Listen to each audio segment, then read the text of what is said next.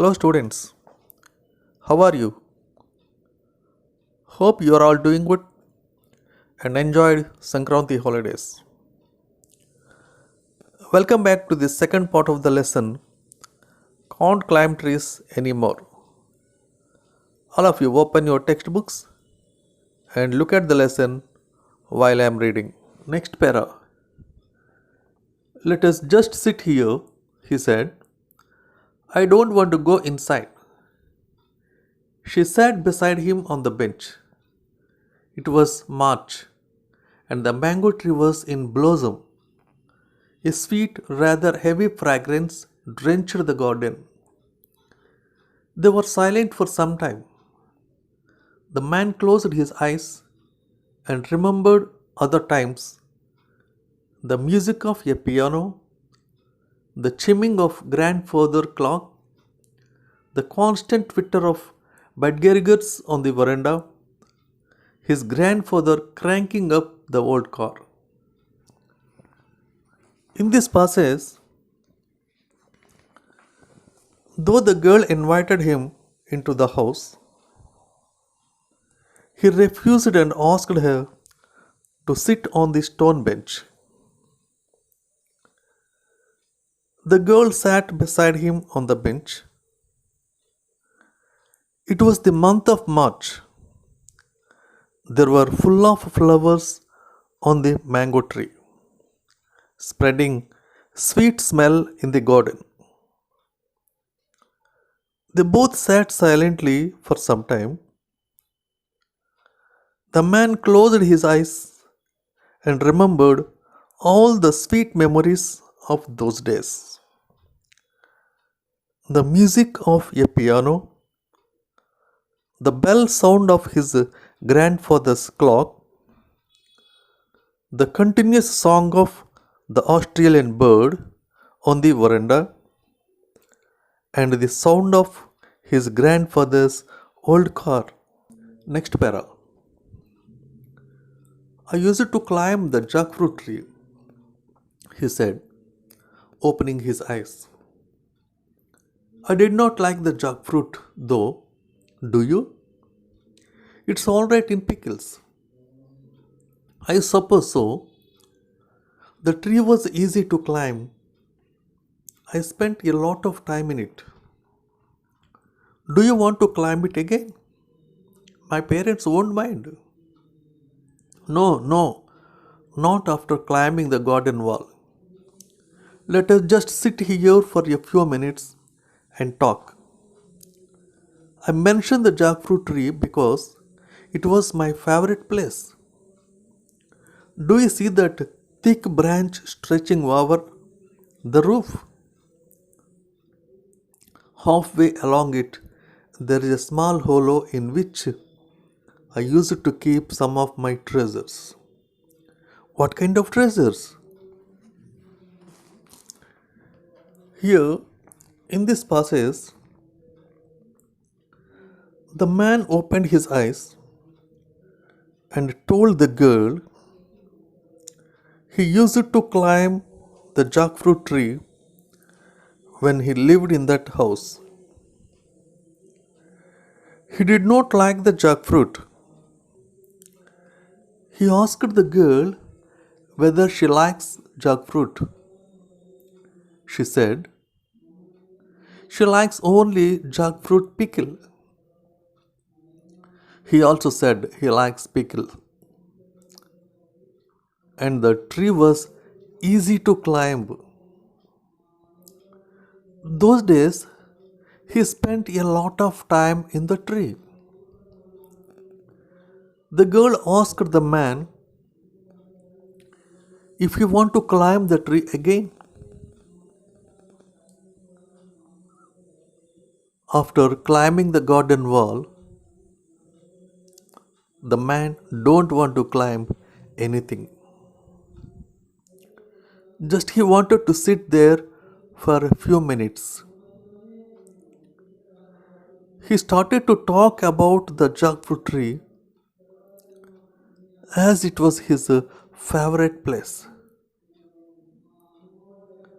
He talked about a thick branch falling over the roof of the house. In that branch, there was a small hollow in which he used to keep all his valuable things. The girl asked him what kind of things he kept in that hollow. Next para. Oh, nothing very valuable. Marbles I had won. A book I was not supposed to read. A few old coins I had collected. Things came and went. I was a bit of crow, you know, collecting bright things and putting them away. There was my grandfather's iron cross. Well, not my grandfather's exactly, because he was British and the Iron Cross was a German decoration awarded for bravery during the war, the First World War, when my grandfather fought in France. He got it from a German soldier. In this passage, like a crow, he collected the things and kept in that hollow. Some marbles he had won in the marble game, a book which he did not like to read, few old coins which he collected, an iron cross of his grandfather which was awarded for his bravery during the First World War by a German soldier. Next para. Dead or alive? I beg your pardon. Oh, you mean the German? I never asked. Dead, I suppose. Or perhaps he was a prisoner. I never asked grandfather. Isn't that strange? And the iron cross, do you still have it?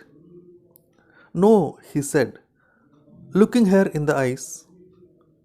I left it in the jackfruit tree. You left it in the tree? In this passage, the girl asked about the German soldier, whether he dead or alive. The man never asked his grandfather about that soldier. He felt that the soldier might have died or taken as a prisoner.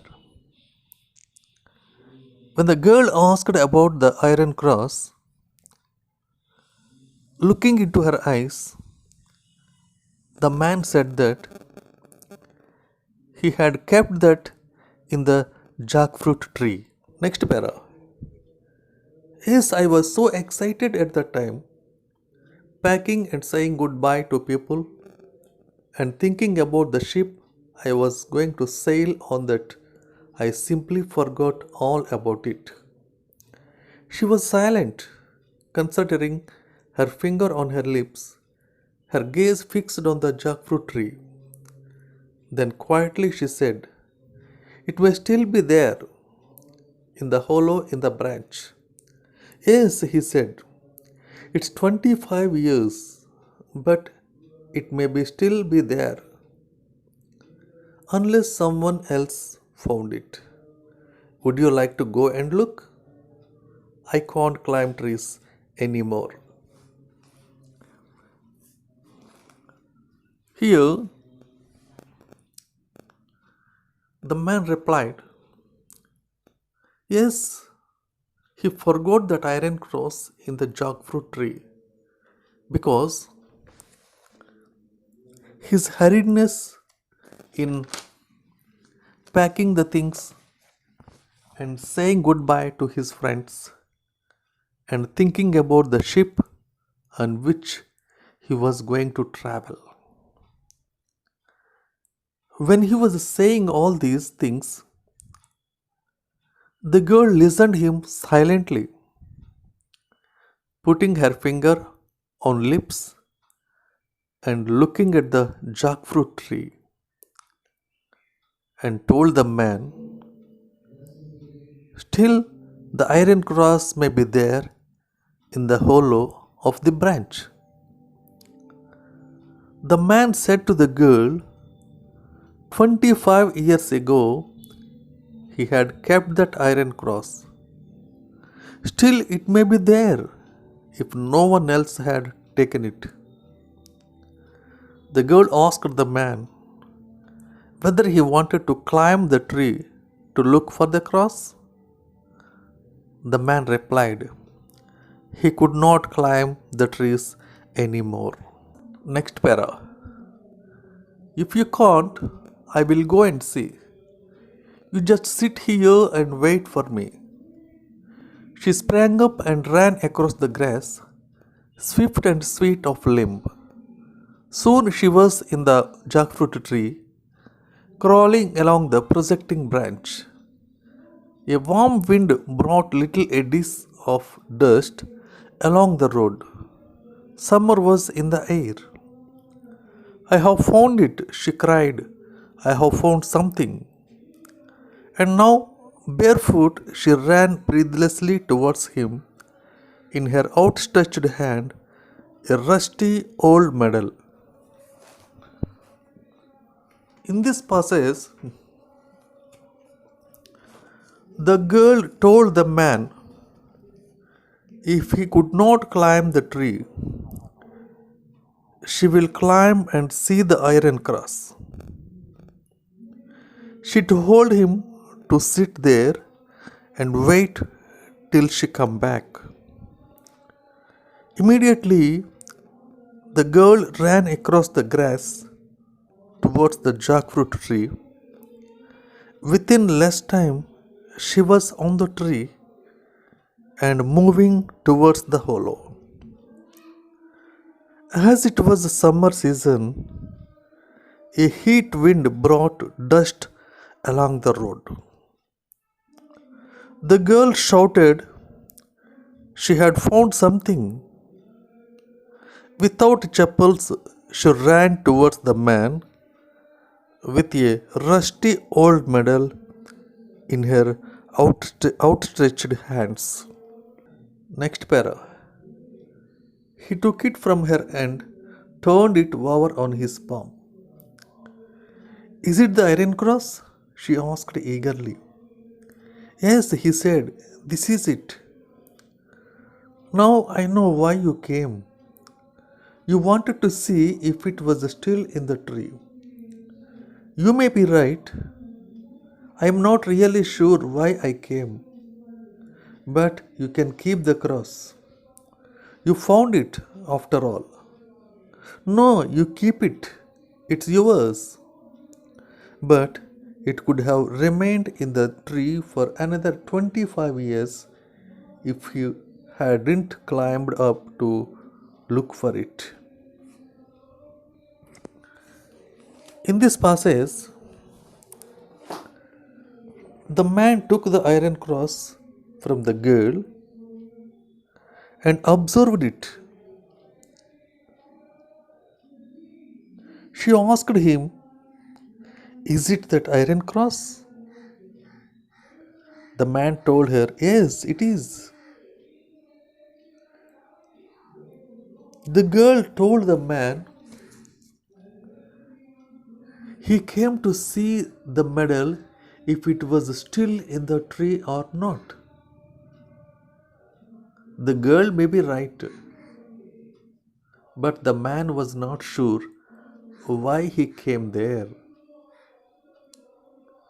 The man told the girl to keep the cross with her as she found it. But the girl told him to keep it with him as it was his grandfather's award.